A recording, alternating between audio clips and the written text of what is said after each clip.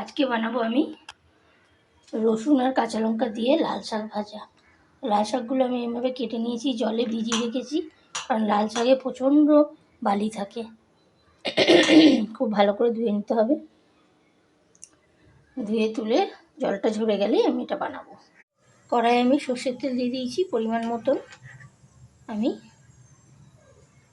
ছোট ছোট কোয়া বলে এই কটা রসুনের কোয়া দিয়েছি, দুটো কাঁচা লঙ্কা। রসুনগুলো আমি থেতো করে দেবো। তেলটা গরম হয়ে গেছে,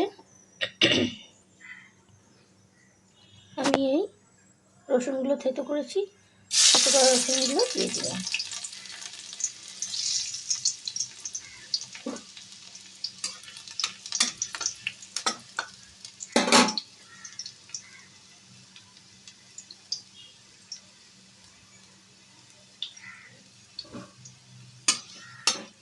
রসুনগুলো হালকা ব্রাউন হয়ে গেছে, এবার আমি কাঁচা লঙ্কাগুলো দিলাম।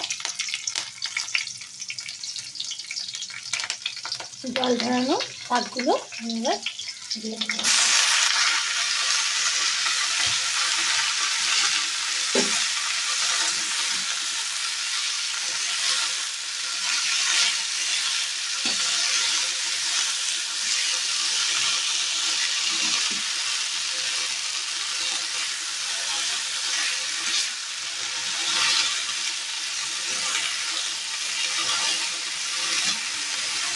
আমি এটা 2 মিনিটের জন্য ঢেকে দেবো, তারপরে আমি নুন হলুদ দেবো।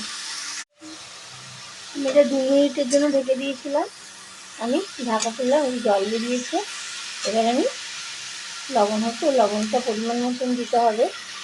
লবণ দিয়ে দিলাম আমি, আর হলুদ দিয়ে দিলাম। এবার ভালো করে এটাকে ভেজে নিয়ে আমি আবার 2 মিনিটের জন্য ঢেকে দেবো।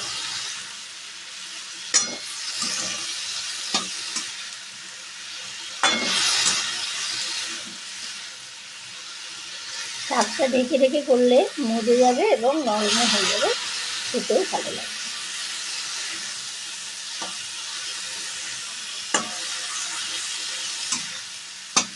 এবার আমি আবার 2 মিনিটের জন্য ঢেকে দেবো। শাক ভাজাটা আমি 2-5 মিনিটের জন্য গ্যাসটা সিম করে ঢেকে দিয়েছিলাম, তো মজে গেছে।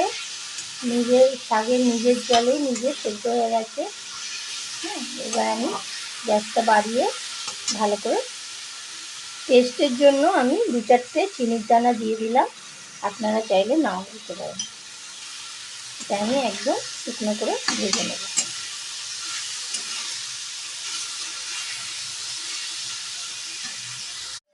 আমাদের শাক ভাজাটা একদম হয়ে গেছে। আমি ওপর দিয়ে একটু এটা আপনারা চাইলে দেবেন, না চাইলে দেবেন না। আমি অল্প একটু নারকেল কুচি ওপর দিয়ে দিলাম। আপনারা এটা কুড়িয়েও দিতে পারেন, আবার নাও দিতে পারেন। আমি এটা নামিয়ে নেব।